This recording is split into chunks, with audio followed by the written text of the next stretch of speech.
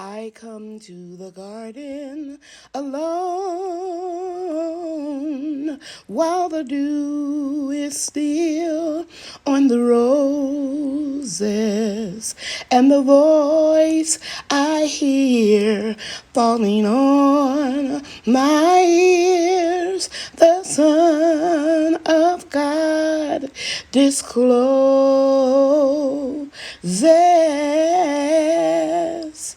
And he walks with me and he talks with me and he tells me I am his own. And the joy we share as we tarry there, none other has ever known.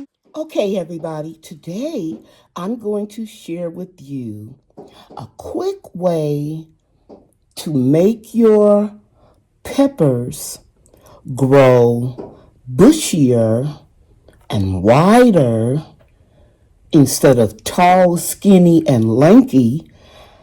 It will help you produce more peppers and make your pepper plants stronger. So if it doesn't have a lot of weight on a lanky plant, the plant will automatically not produce what it can't handle. But if you make your plants shorter, bushier, they will become stronger. I've been doing this for over 6 years. As a matter of fact, at the beginning of the pandemic, when I had my garden just to feed people who couldn't get fresh vegetables because a lot of stores were price gouging, I almost didn't do it. And I said in a video, I'm not going to let these peppers get bushier by topping them. I want to grow as much food as I can, as fast as I can. And I'll never forget Dan from Dan's Permaculture Food Forest said in the comments, "No, Lady Cheryl, I think you should go ahead and make them bushier. I learned that from you. And you'll get more peppers that way." And he was right. So today I'm going to show you how I top peppers. Now, to do this, you can use a little nipper or you can use shears or some scissors. And all you're going to do, I'm going to raise the camera up a little bit. All you're going to do, you see the pepper plant? Now, these were started in November. And you can see it's quite tall. Let me raise up. You can see how tall the plant is.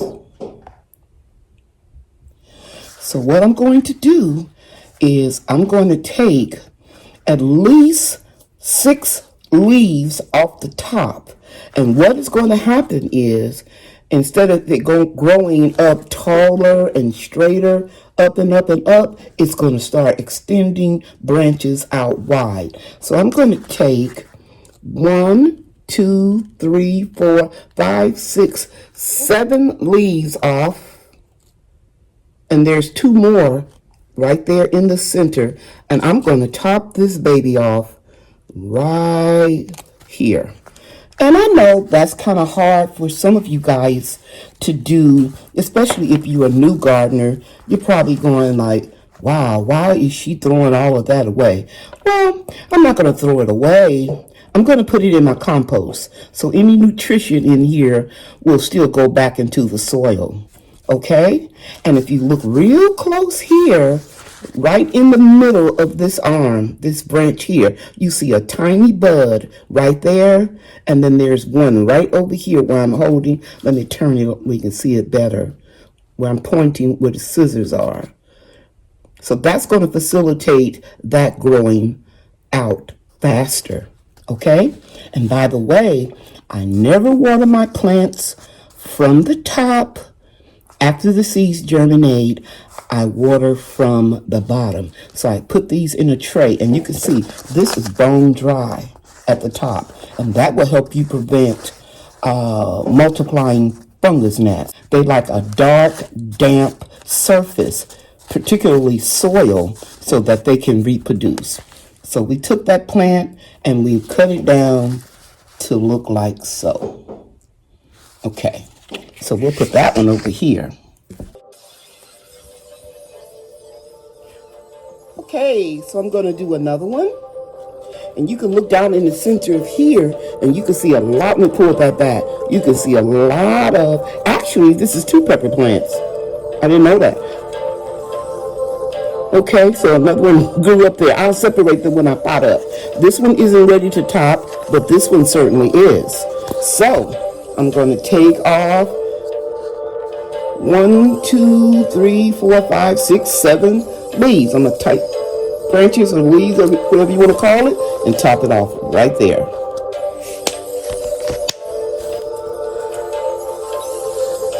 Here's another one. We're going to take off about the same. You just want to examine it and go in where you see a big cluster. You go right there. And I see a small branch extending here, here, and here. This is a nice one. I know some people will be hesitant about removing those, but you can look right here, guys. Look close. You can see 1, 2, 3, 4, 5, 6, 7, 8. Now, if we were to take that off and you see the beginning of a bud, see right here, there's 2 of them. Those would be peppers. This plant is too young to produce peppers right now. So I'm doing it a favor, okay? This plant is too young for that.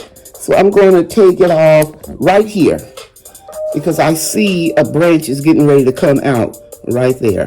Take just a little bit more of that off so it can spend that energy into producing new branches. Okay. So I think you get the idea. You can look here and pull back and you can see some buds. Those are the beginnings of peppers. These were started in November. It is the 24th of January. What you hear in the background is my own original music that my deceased nephew composed for me. So I'm going to take this one off right here. Let me see, make sure you can see it. And I'm going to take this one off right there. Making sure you can see it. Uh-oh. Oh, and since I tore that leaf accidentally, I may edit that out or I may just, I'm not going to edit it out. You need to see the good, the bad, the ugly. Sometimes we make mistakes. Okay, so since I messed that one up, I'll do one more. You can clearly see this plant is trying its best to produce a lot of leaves. This one, those other ones were California. This is a pimento pepper. I got this seed and several other varieties from At Home with Cheryl. And I can see pepper buds right there. Let's get closer in the camera so you can see them. Those are peppers, the beginning of peppers. I don't want it to mature that quickly, so I'm going to cut it off right there.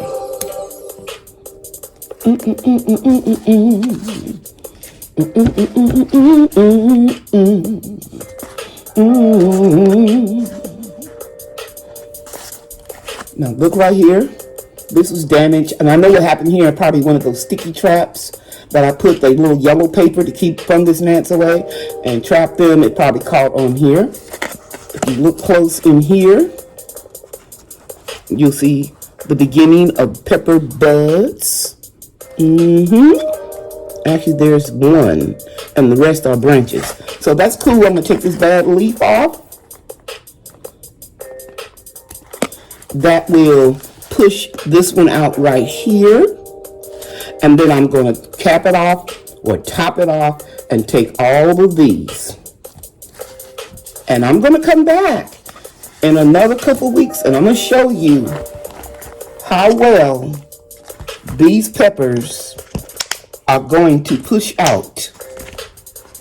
They look a little crazy right now, but they'll be okay.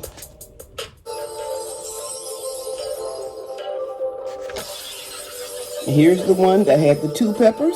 I will separate them later.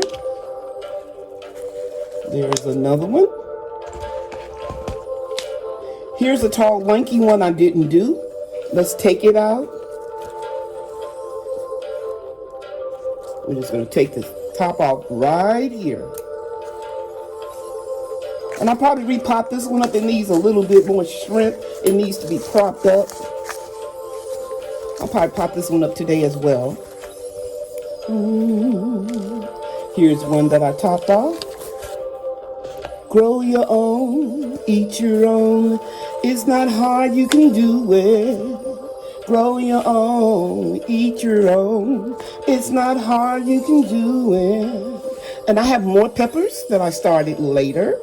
And I have a few peppers that are not as tall or mature as these, but I would top them off in a couple of weeks.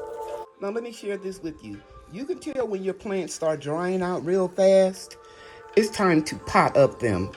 You see those roots all the way down to the bottom, which when I water it from the bottom, they do get some moisture.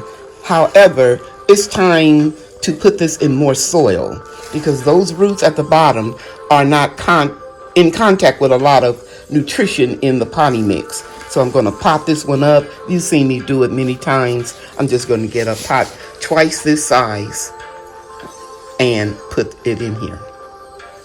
Maybe I'll show you. Okay, now I'm going to share with you how I water my plants when they get a substantial size. This is just a shoebox that I use. And I take the plant and I put 1.5 inches of water in the bottom of the shoebox. And then I just put the plants in there and let them soak up the water for about 5 to 10 minutes. I probably can get one more in here. But it's got to be able to go all the way down flat or it can't absorb it. And so I'll come back and then I'll do these right here the same way. Now there are 3 plants. Let me go show you them. 3 plants. I put notes on them. This one I need to pot up. It's just one plant. It's a real root bound. This one is real lanky. I need to get some soil around this area right here, but not too far up. And this one I need to separate into 2. I am not going to water these prior to me potting them up for the simple reason I can separate the roots better if they're a little dry, if I really gently do it. And I'll show you what I do, okay? So I put little notes because I'm a senior citizen and I may forget. But I don't think I would forget. This one's too lanky. And this one is really root bound. And this one, like I said, has 2 plants in it. Okay, I'll show you how I do it, okay? Okay, so it's been 10 minutes. And you can see the top of the surface is still dry. And the bottom of the plant has been wet real well. And I'm just going to put it right over there on that little styrofoam plate.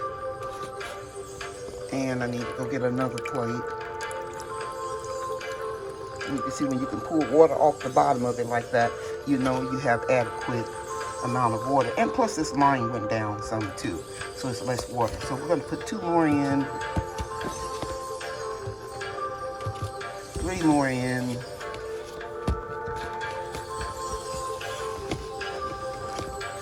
If I can. It has to be touching the bottom of the shoebox or it won't absorb or suck up or wick up as much water as it needs. And I'll take this one out, and you can see it's draining, so it has enough water. And the top is still dry. A fungus gnat or gnats tried to attack this one. I put cinnamon on it. You can still see a little fungus right there. So I'm going to top that off with cinnamon, but I'm going to put it in here first. Make sure it's going all the way down. That's why you keep the top surface dry. Okay? So I'm going to go get a little cinnamon to put right there. Inexpensive dollar store cinnamon for the plants. And I'm just going to sprinkle a little bit because we want to make sure that we don't take that fungus into the greenhouse because these will be going out to the greenhouse the last of February. That's my goal every year. I try to get everything out by the last of February. And the greenhouse is heated should we have unseasonably freeze. So that's how I water my plants, and I keep the surface as dry as I can. Now you can see some of this is a little damp here. The water did go up some, but that's okay, as long as you don't oversaturate it. Every year when I buy plants on sale, I wash them out and I put them either in my grow room in my house or the greenhouse. And this is new potting mix, nothing special, just Bigelow potting mix. It has perlite and worm castings and some wood chips in it. And I save these little pots for this very purpose of potting up some of my seedlings. So here is the one that has a lot of roots. You can see that, vigorous roots. I'm just going to loosen it up just a little, and I'm going to insert it in, but I have too much soil, so I'll take some out, put it in, press down, and remember I didn't water it yet. I'm going to water just like I just showed you the other ones. I'm pressing down. It's very important that you press down so that you don't have air pockets, so that water will seep into those air pockets and you will get what is called root rot. Okay? So that's nice and smooth, and it'll give the plant some more support and plenty of room for it to grow until I'm ready to transplant it to its permanent home. So let's take another one. And since I know that has too much soil in it, my little shovel's at the greenhouse, but I like to feel the soil on my hands. So I'm going to loosen this one up because this is the one that has the two plants in it.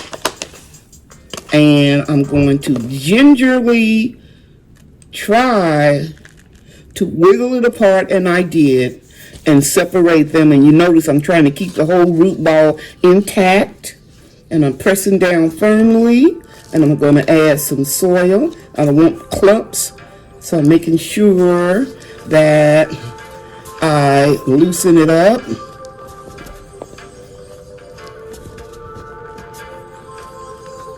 Because this is a new bag that was in the trunk of my car that I took out last night so it can be room temperature.